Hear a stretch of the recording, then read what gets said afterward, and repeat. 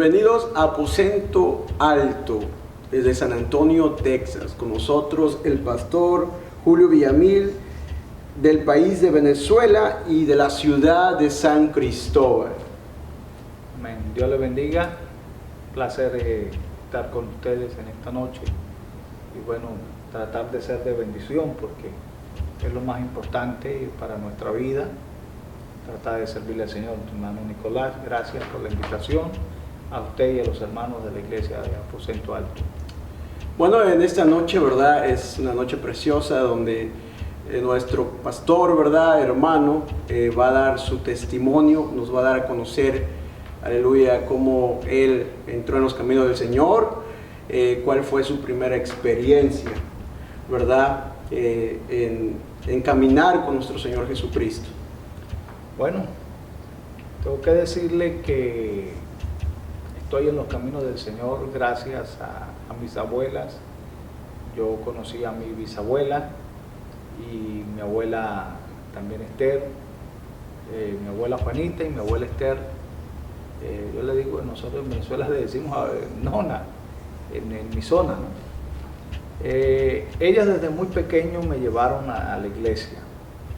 No puedo decir yo a ciencia cierta a qué edad yo entré a la iglesia, porque sé que desde muy niño estoy en los caminos del Señor. Eso no quiere decir que no conocí mundo, ¿no? Mi papá era una persona que no era cristiano y él quería impulsarme al mundo que él tenía, pero mis abuelas hicieron un buen trabajo en mi vida, fueron las que se encargaron de sembrarme la palabra del Señor en mi corazón desde muy pequeño. Toda la noche nosotros pues con ellas hacíamos oraciones, siempre nos colocaban a leer la palabra del Señor y bueno, en su poco conocimiento que ellas tenían, siempre nos enseñaban a orar, nos llevaban a la iglesia y eso en mi juventud fue lo que marcó mi vida. A la edad de 15 años yo decidí entregar mi vida al Señor del todo. Fui bautizado a los 15 años y bueno, tengo que decirle que estaba pasando por algunas situaciones familiares un poco fuertes y bueno, lamentables, pero esa situación, la separación de mis padres y algunas cosas que vivimos me impulsaron a entregar mi vida al Señor. Terminé refugiándome en mi pastor, en aquel entonces el hermano Jesús Oropesa, que fue para mí un amigo, un padre, más que un pastor, fue mi amigo, quien me supo entender en aquellos años y fue quien me enseñó a ayunar, me enseñó a orar. Siempre me buscaba un libro, me decía ponte a leer este libro.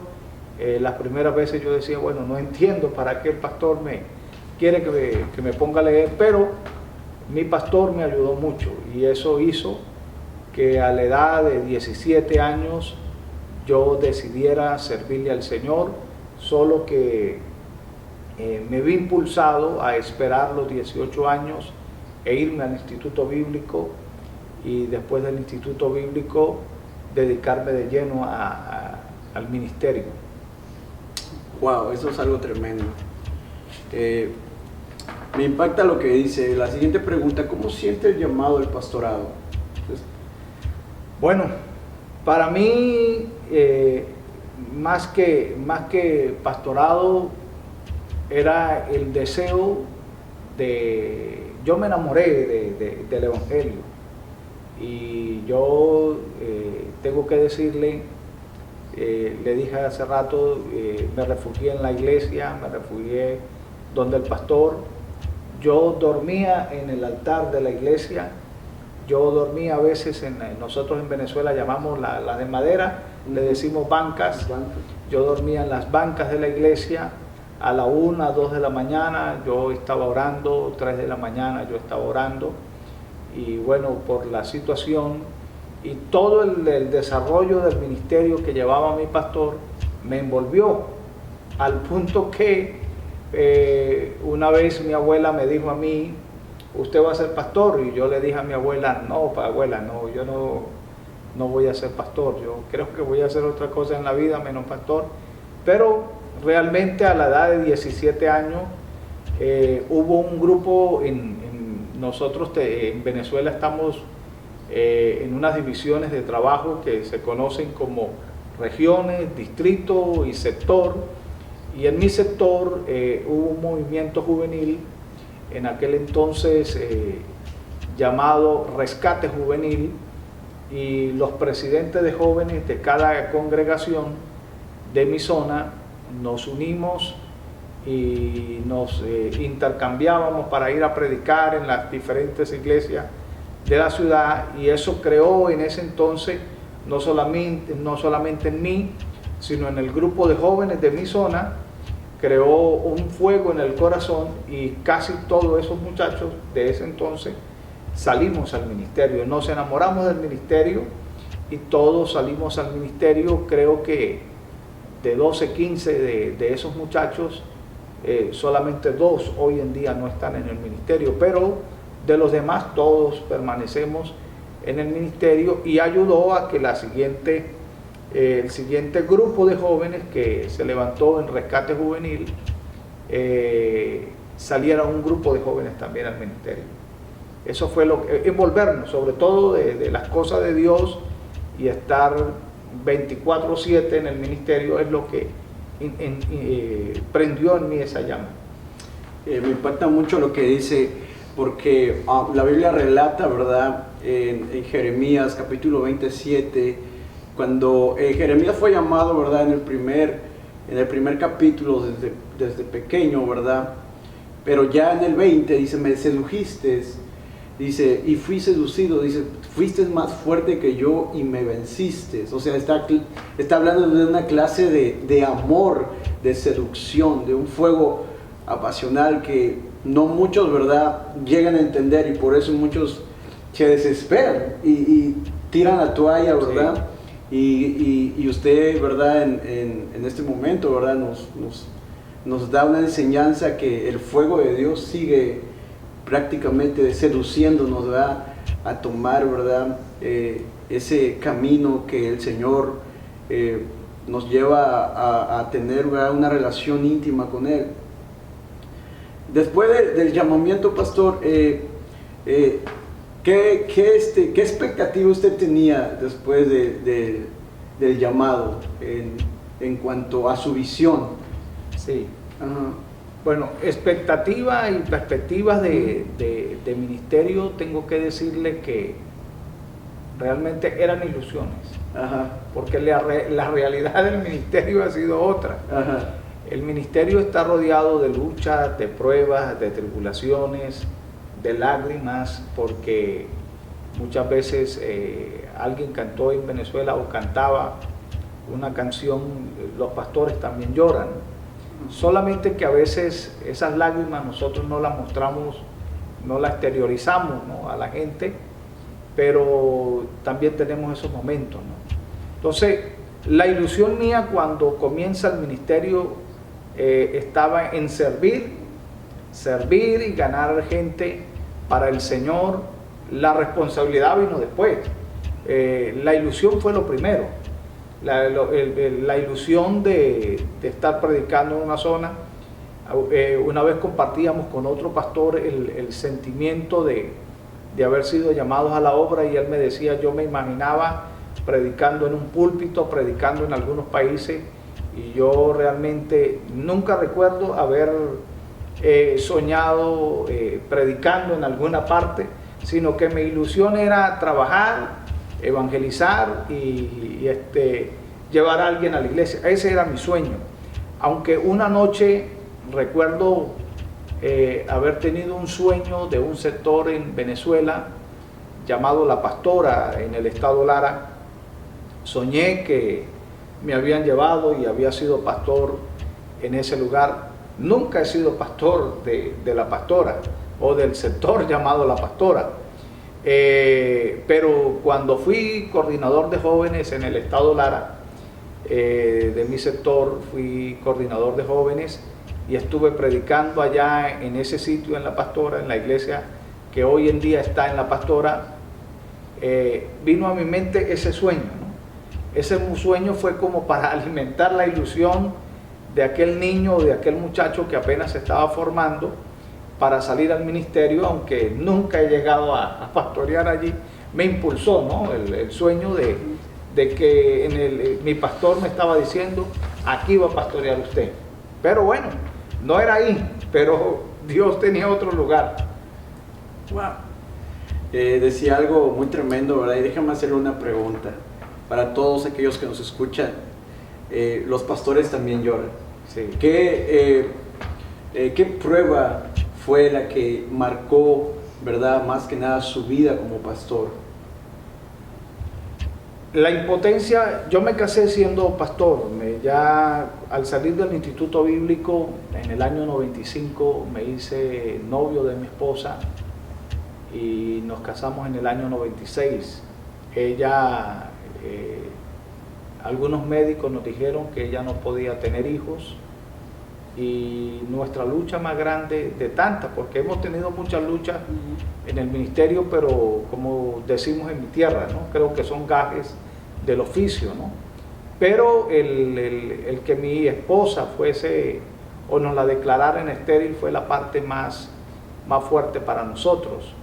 Y nosotros pensamos en aquellos años en adoptar un hijo, y ya incluso estaba por allí una muchacha que estaba embarazada, que estaba pronto a dar a luz, y ella había dicho que primero que iba a abortar y segundo que iba a regalar el hijo, y nosotros fuimos para ella un apoyo económico, y después nos ofrecieron el niño cuando naciera, pero algo cambió los planes, y cuando la mamá de la muchacha nos hizo otro tipo de propuesta, yo dije que no, preferimos confiar en el Señor. Nosotros en Venezuela, la iglesia en Venezuela ha crecido o creció porque tuvimos grandes hombres de Dios que nos llevaron siempre al ayuno y a la oración. Nuestros ayunos eran de 3, 4, 5 días, 10 días, 7 días, sin tomar agua, sin comer, y en la presencia del Señor. Y teníamos unos ayunos de pastores de 3 días, y nos fuimos mi esposa y mi persona a ayunar, y nuestro propósito era ese. Ambos le pedimos al Señor que nos diera la oportunidad de 1 o de 2 hijos, y le colocaríamos el nombre, si era hembra, Milagro, porque iba a ser un milagro, y si era un varón iba a ser Isaac. Esos ayunos tuvimos que suspenderlos porque en aquel entonces hubo un accidente de tránsito y uno de nuestros pastores perdió la vida en el accidente. Nosotros nos fuimos de los ayunos, y días después mi esposa comenzó a sentirse quebrantada de salud, y la llevé al médico, y sorpresa de nosotros era que mi esposa estaba embarazada. Pero antes de eso, una hermana de la iglesia había dicho que había tenido un niño. Ella le había comprado su cunita, camita al niño, no sé cómo en algunos países le llaman, en Venezuela le llamamos cuna. Le había comprado su cunita al niño, le había comprado sus cositas, y cuando ya el niño no las estaba utilizando, le dijo a mi esposa que se las iba a obsequiar para cuando ella tuviera hijos. Un día fuimos a visitarla, no fuimos a preguntar por nada de eso, pero fuimos a visitarla, y la hermana dijo: hermana, yo le vendí las cosas, total, usted es una mujer estéril, usted no necesita eso. Y bueno, ella pensó que las palabras quedaban allí, pero hirieron mucho a mi esposa, me hirieron a mí. Nosotros lloramos ante la presencia del Señor, y bueno, cuando Dios nos dio la primera hija, nuestra hija Milagro, yo pude decir gracias al Señor por todo lo que vivimos. Y aquella humillación no sirvió, y yo le dije a mi esposa, porque lo que le íbamos a dar a nuestra hija no era nada regalado, sino que Dios nos concedió para comprarle todo. No necesitamos nada y siempre Dios nos pudo dar, pero es fuerte. Cuando las parejas comienzan y pasan por esa situación que vivimos nosotros, yo puedo entender muchas parejas que están luchando para tener un hijo y que pasan los años y nada, pero crean en el Señor y tengan esperanza, porque nosotros somos testimonio de que Dios responde. La Biblia dice en Jeremías 33:3, clama a mí que yo te responderé y te enseñaré cosas que tú no conoces. Hay algo que me impacta mucho, la fe, pastor, en estos tiempos. Muchos dentro de la iglesia, aún pastores, ¿verdad? Aún evangelistas, en estos tiempos del 2021 y el 2020, ¿verdad? Que fue un año golpeado, ¿verdad? Un año donde pasaron muchas situaciones, y pues quisiera, ¿verdad?, preguntarle, ¿verdad?, ¿cómo fue, ¿verdad?, cómo usted pasó este proceso de fe en Venezuela cuando entró todo esto sobre lo que está sucediendo, ¿verdad? La pregunta es, ¿cómo usted impulsó a la iglesia que no decayera en su fe? Mire, la vida nos cambió, para empezar. De repente tener que suspender los cultos. Aquí en Estados Unidos hay una facilidad, que es que hacían los cultos por Zoom, por Facebook Live, por WhatsApp. Pero nosotros en Venezuela, con los problemas políticos y económicos que hay, los problemas de racionamiento de luz, la falla de internet, todo, pues nos costó mucho. Solamente casi a escondidas nos reuníamos los domingos y comenzamos a crear los grupos de WhatsApp de la iglesia, a organizar las horas de oración. Comenzamos a hacer cadenas de oración en las horas de la madrugada. Algunos hermanos de nuestra iglesia se fueron para nuestra casa y estaban con nosotros allá. Y créanme que comíamos por la misericordia de Dios y cada día era un milagro. Y en medio de toda esa situación, algunas personas llegaron a la iglesia desesperadas por la situación que se estaba viviendo, y bautizamos a algunas personas. Todavía hay muchos problemas y muchas carencias, ¿no?, en nuestro país debido a todo esto, pero Dios nos ha ayudado, y he utilizado una palabra desde el 2020. Yo le decía, predicándole a los pastores, en el grupo de WhatsApp de los pastores, le decía a los pastores que nos correspondió llegar a la época epistolar. Y la época epistolar fue importante en la iglesia primitiva por lo siguiente.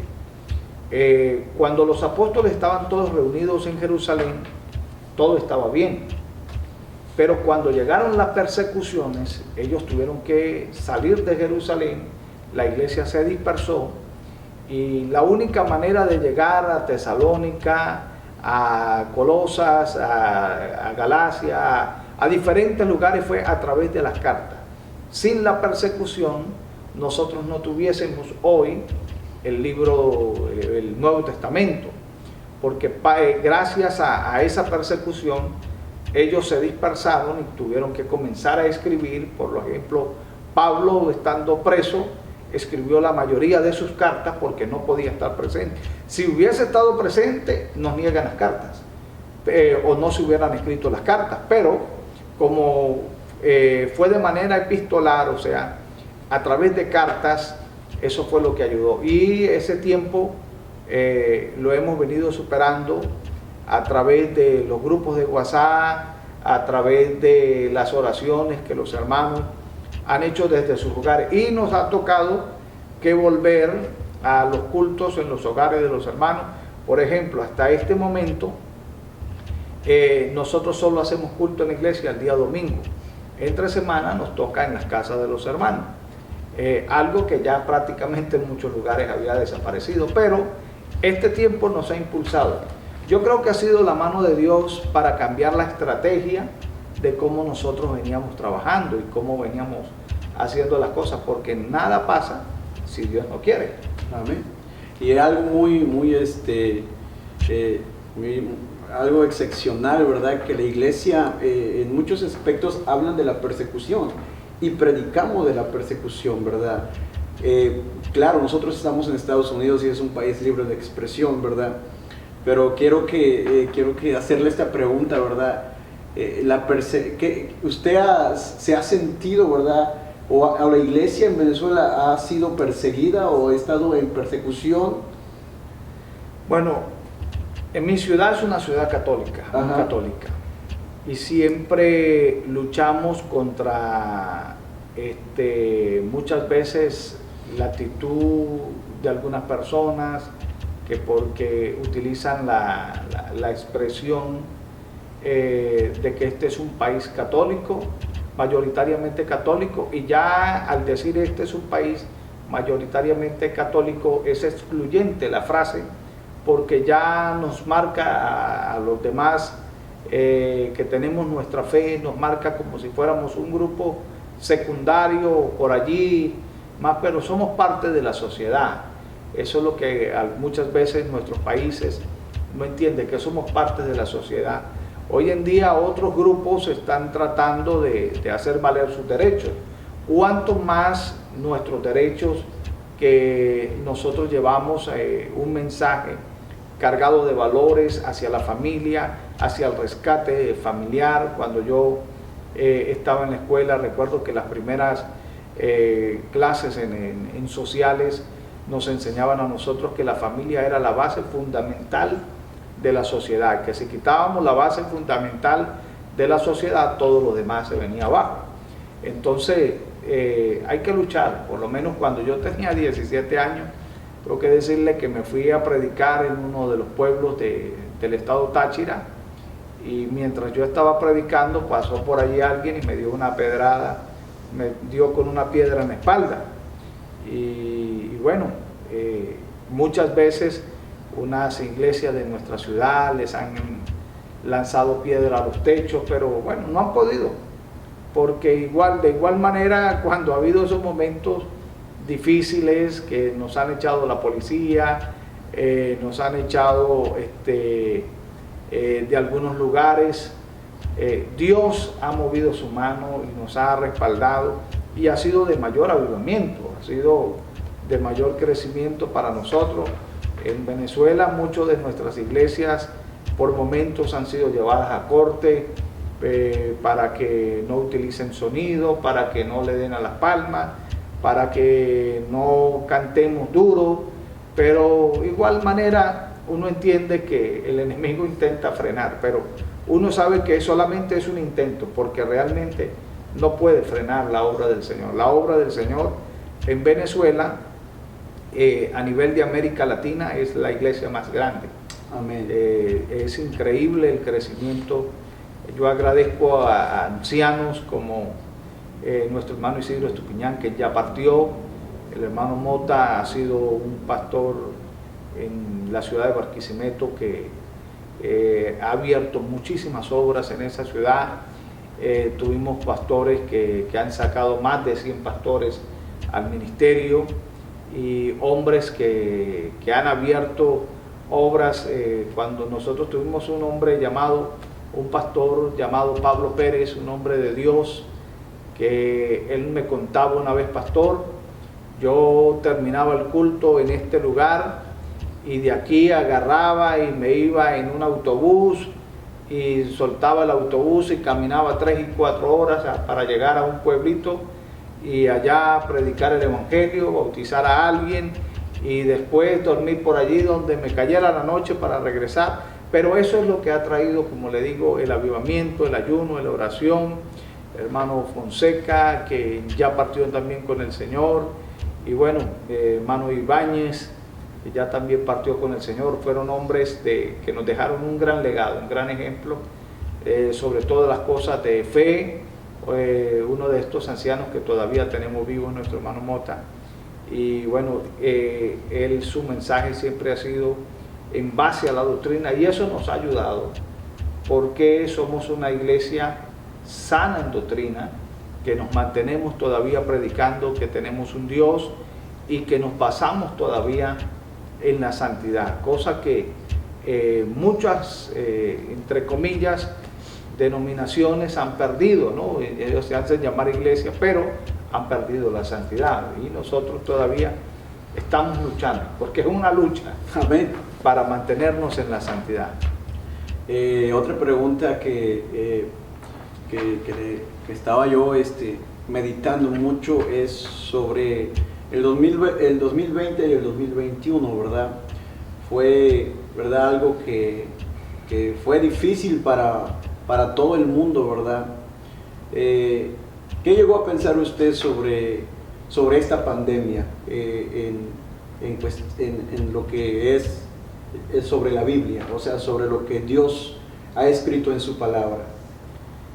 Bueno, pensar y entender muchas partes de la Biblia, ¿no? Que uno a veces había mirado situaciones que vendrían, por lo menos en el libro de Joel, habla de las langostas como el ejército de Dios, que lo que no comió el pulgón, lo comió el revoltón, el que no la oruga, pero a fin de cuentas es la misma langosta, y habla cómo vino, devoró, acabó en un momento, dejó a los viñadores sin nada, a los que habían sembrado trigo sin nada, a los que sembraron cebada sin nada, se comieron todo y vino una miseria, una ruina que Joel explica allí. Entonces, de momento el mundo se paralizó. El mundo entero se paralizó, y esto es algo más pequeño que las langostas, porque esto es algo microscópico, ¿no? Y esto ha paralizado, entró a los países como los Estados Unidos, Rusia, China, Francia, los países nucleares. Las mayores potencias del mundo no lo pudieron detener. Entonces yo pienso que es un aviso de parte de Dios para la humanidad. El que no lo entienda así, yo no sé qué está pensando, pero es un aviso que a la mano de Dios nada se esconde, nada, que Dios llega y toca cualquier persona en cualquier lugar, en cualquier nación. Él es Dios, Él sabe lo que está haciendo. Y yo pienso de todo corazón como lector de la palabra del Señor, que esto es como dice la Biblia, apenas es principio de dolores, porque esto es algo que el mundo vivió y que ya vemos que estamos saliendo de esto, porque algunos no quieren reconocerlo así, pero yo veo que ya estamos saliendo, y yo creo que ya falta poco para poder salir plenamente de esto, pero es un principio de dolores, que este año, estos 2 años ha sido crítico. Ya uno cuando terminaba un mes y venía el otro mes, pues uno leía en las redes sociales que decía: sorpréndeme junio, sorpréndeme julio, sorpréndeme agosto, a ver qué trae, porque terremotos, guerras. Hemos visto ahorita en España la erupción del volcán, cómo arrasó con muchas casas y con muchas propiedades que costaron trabajo, y que bueno, que han pasado tantas situaciones una tras otra, que realmente uno como que no le da tiempo de digerirlas, ¿no? Yo le decía el otro día a los hermanos en Venezuela, cuando las cosas solamente ocurren en un país, uno dice: no, pues está pasando solamente en Venezuela y esto se está viviendo solamente en Venezuela, pero el mundo entero se llenó de saqueos, el mundo entero se escaseó la gasolina, comenzaron a gente que perdió vuelos, perdió negocios, perdió dinero, perdió muchas cosas en todo el mundo. Entonces, cuando ya se trata de que es algo global, es Dios avisando al mundo entero lo que realmente está por venir. El apóstol Pablo, cuando escribe acerca de la venida del Señor, dice: y nosotros los que quedemos, seremos arrebatados. Entonces, cuando yo leo esa frase de Pablo, yo veo que el apóstol Pablo aspiraba a ser levantado vivo, pero Pablo murió en Cristo Jesús y con la esperanza de que un día ha de ser levantado. Pero nosotros somos los que estamos hoy aquí y nosotros hablamos con la esperanza de que seremos levantados. Solo Dios sabe si pasará otra generación que siga predicando un poco más, y mi consejo sería para esa generación que viene es cuidar dos cosas: la doctrina y la santidad, porque vienen tiempos más difíciles. E incluso, ¿verdad? Se me venía esta pregunta de la sana doctrina, ¿verdad? Sé que a muchos les cuesta escuchar la santidad, pero prácticamente la Biblia dice que sin santidad nadie verá al Señor, ¿verdad? Y ahorita hay muchos grupos, ¿verdad? De iglesias, como usted decía antes, donde las adoraciones, ¿verdad? Donde los altares, ¿verdad? Están siendo, ¿verdad? Pues prácticamente siendo liderados por, se puede decir así, ¿verdad? Con todo respeto, se puede decir por personas que su corazón no está en Dios, sino que su corazón está en los bienes materiales, ¿verdad? Ahora, esto que le iba a decir, ¿usted cree que estamos cerca del arrebatamiento? Pablo pensaba que estaba cerca del arrebatamiento. Pablo pensaba ya, por eso te digo, escribió con la esperanza de ser levantado vivo. Yo predico con la esperanza de ser levantado vivo, pero solo Dios sabe si tenemos esta generación que es mi generación, o de repente la generación de mi hijo, o quién sabe Dios si en la generación de mi nieto, pero de mis nietos, porque yo no sé cuánto me vaya a dar el Señor, pero en este momento tengo que decirle, la venida del Señor está más cerca hoy que cuando Pablo escribió y cuando Pedro escribió. Hoy está más cerca de cuando Juan estaba en la isla de Patmos y escribió el Apocalipsis.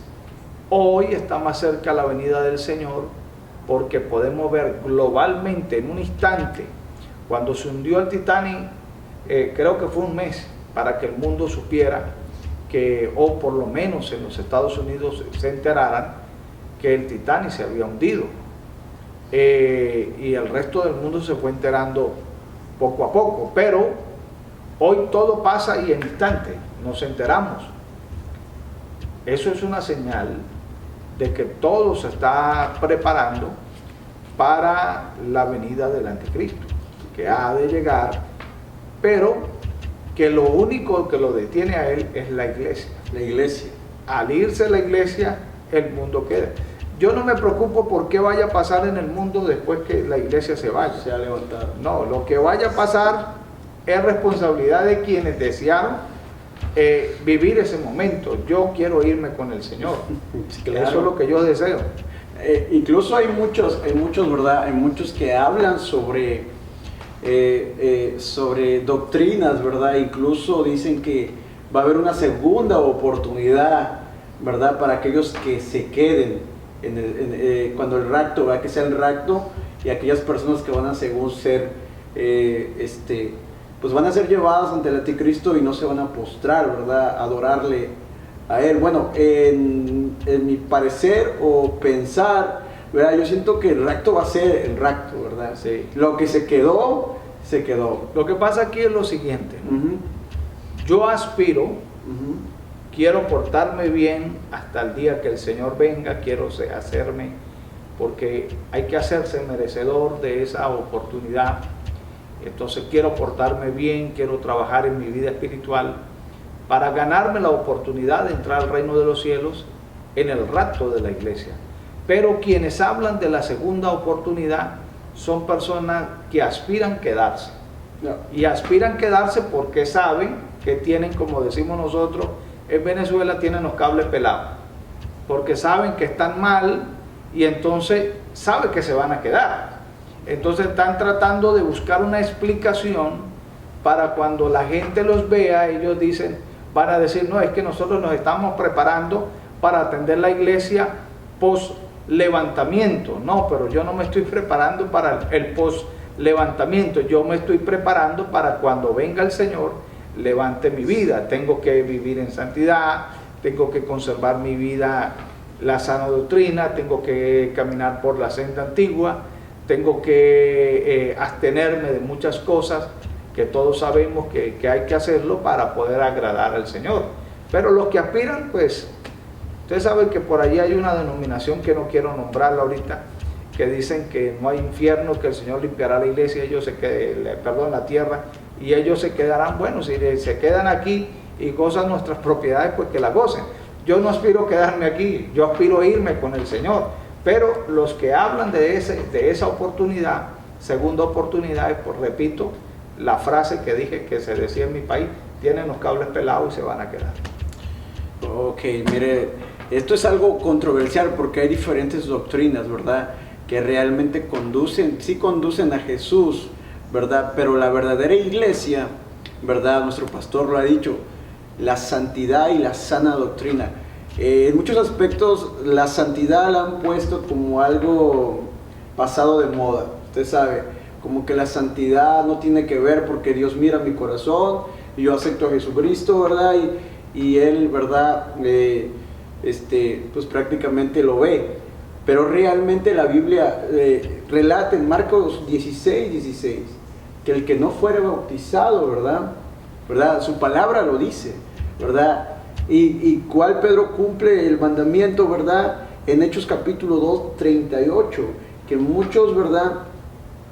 No le dan mucho conocimiento o meditación a ese versículo tan poderoso, que debemos ser bautizados, ¿verdad? En el nombre de Jesucristo para el perdón de nuestros pecados. Ahora, la santidad en este momento, ¿verdad? Prácticamente el enemigo, ¿verdad? Ha levantado falsas doctrinas, ¿verdad? Y nosotros que estamos, ¿verdad? En la sana doctrina y vivimos, ¿verdad? Una vida consagrada a Dios, nos dan a un punto fuerte, ¿verdad? Nos dicen antisociales, nos dicen locos, nos dicen un montón de cosas, ¿verdad? He estado, ¿verdad? Con personas prácticamente que realmente viven una vida pues prácticamente no en santidad, porque yo salí de una iglesia trinitaria, ¿verdad? Y sé lo que se mueve, ¿verdad? Amo a todos mis hermanos, ¿verdad? Claramente los amo, ¿verdad? A todos, ¿verdad? Pero realmente cuando llegué aquí, prácticamente a mí sí me afectaba mucho la santidad. No quería que me tocaran ese toque, ¿verdad? Pero mientras fui orando, fui ayunando, ¿verdad? Entendí que es estar al lado de Jesús. Él quiere una persona santa, ¿verdad? Y hoy, pastor, en muchas iglesias se ha ido la santidad. Sí. Se ha ido la santidad y es doloroso, ¿verdad? Ver hoy en día, ¿verdad? Que no hay adoradores de verdad, sino que artistas, con todo respeto, ¿verdad? Y que solamente, ¿verdad? Solamente van y agradan al hombre. Y claramente esto sí va a ver, como dice la palabra, se está cumpliendo la palabra en estos últimos tiempos, ¿verdad? Lo que realmente dice, ¿verdad? Otra cosa, ¿verdad? La santidad es alcanzable, pastor, claro. Nos esforzamos para vivir en santidad. Cuando yo era un niño, porque repito, yo estoy en la iglesia, soy cristiano desde los 15 años, que decidí bautizarme, pero estoy en la iglesia desde muy niño. Cuando yo era un niño, la mayoría de las iglesias vivía en santidad. Voy a generalizarla, porque de un momento a otro, de los años 80 para acá, años 85, 86, 87 para acá, comenzó a salir una ola que se denominaba iglesias libres. Hoy en día ya no se mencionan las iglesias libres porque en su mayoría ellos son libres y se definen, pero se definían como iglesia libre. Libre porque habían perdido todo principio de santidad y comenzaron a cambiar el mensaje, a decirle a las personas que para ellos era igual que Dios no mira lo que está por fuera, sino que Dios mira lo que está dentro. Entonces, cuando a mí alguien me dice que Dios no mira lo que está afuera, sino que Dios mira lo que está dentro, yo le pregunté una vez a un pastor amigo, que somos amigos, a pesar de que él es pastor en otra denominación, yo le dije, yo quiero que me responda algo. Si yo le doy a usted un vaso con agua y ese vaso está sucio en sus orillos y está sucio por la parte de afuera, ¿usted se toma el agua? Me dijo lógicamente que no, porque se refleja el sucio. Y bueno, creo que de repente uno, si el vaso es cristalino, uno no sabe si el sucio está dentro o está afuera. Entonces yo le dije, así es la santidad. La santidad la vivimos en el cuerpo y la vivimos por dentro. Pero este cuerpo es el reflejo de lo que nosotros tenemos interiormente. Entonces, la santidad la debemos, la tenemos dentro de nuestra vida, pero se refleja también en lo que somos, en el diario vivir. Lo que hablamos, yo siempre digo, porque aprendí esa frase, somos lo que leemos, somos lo que oímos, somos de lo que nos rodeamos. De eso es que nosotros hablamos, de lo que nosotros, nuestras experiencias. En una parte de la Biblia dice de lo que hemos oído, de lo que hemos visto y lo que hemos palpado tocante al verbo de carne. Eso es lo que nosotros hablamos, y eso es nuestro mundo. Realmente el Evangelio se ha convertido, por ejemplo, para mí, se ha convertido en un estilo de vida. Para mí el Evangelio es un estilo de vida. Yo donde quiera que voy tengo familia, porque digo, son hermanos. Una vez me preguntó un policía en un sitio, ¿para dónde va? Y yo le dije, no, para donde el hermano. Dijo, hermano suyo. Yo dije, no, hermano en la fe, pero nosotros nos hemos acostumbrado a decirnos hermanos en todos lados. Tenemos una gran familia. Un día esta gran familia aspiramos portarnos bien, hacer el mérito suficiente para poder ir a esa fiesta que el Señor nos tiene reservado, donde todos nos vamos a reunir, y lo más importante, donde no va a haber una raza que nos distinga, no va a haber una nacionalidad que esté por encima de otro, o un idioma que esté por encima de otro, sino que todos seremos parte del reino de los cielos, y todos hablaremos un mismo idioma, todos seremos una misma familia, sin complejos, sin colores, sin razas, sin decir que esta raza es mejor, aquella es mejor. No, seremos una familia como hoy lo somos en la fe, pero que un día lo seremos plenamente. Sí, es algo muy tremendo, ¿verdad? Esto sobre diferentes denominaciones, ¿verdad? También una pregunta, la juventud está pasando por un proceso difícil en este 2021, este 2020, muchos cambios, muchas distracciones, se puede decir, ¿verdad? La tecnología, claro, prácticamente. ¿Cuál es su punto de vista sobre los jóvenes en este tiempo? Bueno, a la juventud de hoy le ha tocado, todas las eras han sido difíciles, para empezar. Cada uno de nosotros hemos tenido un tiempo. Yo me crié en la iglesia con una doctrina muy fuerte. El otro día hablaba con unos hermanos acá en San Antonio de la manera como nosotros nos levantamos en la iglesia, con una doctrina muy, muy fuerte. Para nosotros el televisor era lo más malo que existía. La televisión, y bueno, en nuestra casa se evitaba el televisor, en la casa de los hermanos, los líderes de la iglesia no podíamos tener televisor, los pastores, pero hoy en día el televisor ha pasado a ser un niño chiquito al lado del Facebook, de Instagram, de Twitter, de WhatsApp y de todas las redes sociales que a diario van saliendo. Y un día Facebook, WhatsApp, Twitter, Instagram van a pasar a un segundo plano. Y va a llegar una era de redes sociales muchas más modernas que van a desplazar esto. Cuando salió Messenger, o Messenger, como en algunos países decíamos Messenger, y era la manera de comunicación que salió por internet, la primera, que por ejemplo yo conocí esa, no sé si antes existió otra, pero fue la primera que yo conocí. Alguien dijo eso, que un día eso iba a pasar a segundo plano y parecía mentira, pero hoy en día tenemos unas que han abarcado todo, pero va a llegar el momento en que a ellas van a pasar a un segundo plano, o se actualizan, se modernizan o pasan a un segundo plano, y nuestros jóvenes van a ir pegados. ¿Por qué? Porque como usted lo dice, en mi tiempo, cuando yo era un niño, nosotros en algunos países llaman canecas, nosotros la llamamos metra. Nosotros en mi infancia eso era lo que jugábamos, no sé, no quiero ofender a nadie que me esté escuchando en otro país y digo alguna palabra y ofendo, ¿no? Jugábamos el trompo, jugábamos fútbol, y bueno, en eso era que uno llenaba, estoy hablando de mi infancia, y eso quitaba tiempo para las tareas de la escuela, las actividades que había que llevar a la escuela.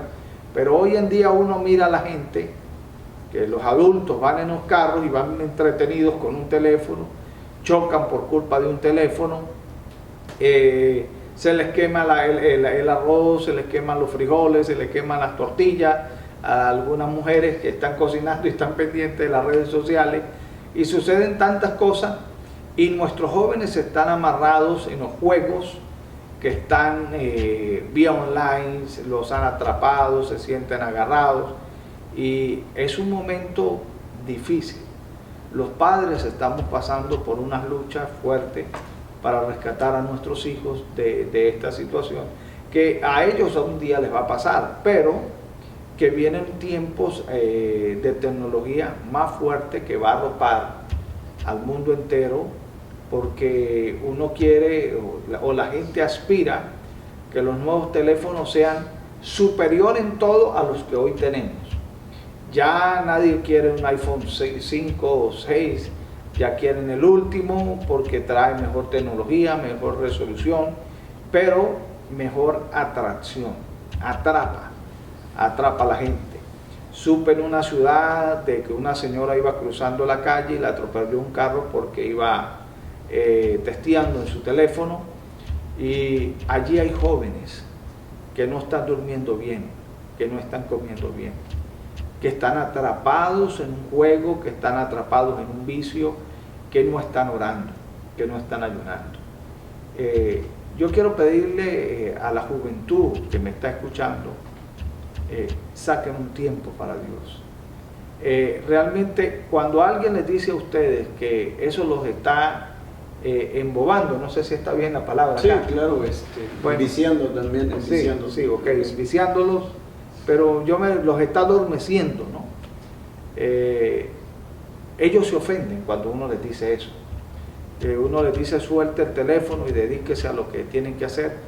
Llegué una vez a Nueva York a comer a un restaurante y decía, en el restaurante tenían una notica que decía, coloque aquí su teléfono y practique su idioma. Entonces alguien dijo, es un mensaje mal. Yo le dije, no, es un mensaje correcto. ¿Por qué?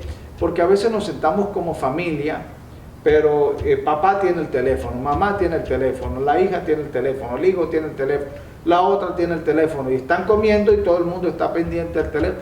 Pero a veces hay que apartarnos un poquito de la tecnología y venirnos aquí a la realidad que hoy vivimos, la realidad que tenemos, porque el mundo no es cibernético, el mundo es real. Las redes sociales son cibernéticas, están en el aire, están allí en nuestras manos, pero ayer precisamente que se cayó a nivel mundial las redes sociales, hubo muchas personas que se volvieron a ver la cara, hubo personas que salieron de su cuarto, hubo personas que volvieron a ver que tenían familia, que se conectaron una vez más con la realidad. Pero a los que volvieron a redes sociales se desconectaron de la realidad. Pero la realidad es esta, hay que vivirla. Y la realidad es que estamos en un mundo cargado de maldad, estamos en un mundo que está creciendo la maldad cada día más, y que la venida del Señor está más cerca que cuando los apóstoles nos decían que estaba cerca. Wow, eso es algo que me conmovió lo que estaba diciendo, ¿verdad? Que las redes sociales es algo ficticio, ¿verdad? Es algo que no podemos ni disfrutar muchas veces, o de pasar tiempo con Dios, orar, porque no solamente los jóvenes, sino que también en este momento también la iglesia está siendo sacudida por las redes sociales, y el tiempo es algo muy poderoso, ¿verdad? Porque muchas veces no tenemos tiempo ni de orar una hora, o no tenemos tiempo, ¿verdad?, de pasar, ¿verdad?, un momento de meditar en la palabra, y es algo difícil, porque realmente la iglesia empieza a enfriarse, la iglesia empieza a decaer, ¿verdad?, por estas artimañas, ¿verdad?, que el enemigo, ¿verdad?, que ha levantado en este año moderno, ¿verdad?, en todo, porque pues recuerdo yo también, yo soy del 91, ¿verdad?,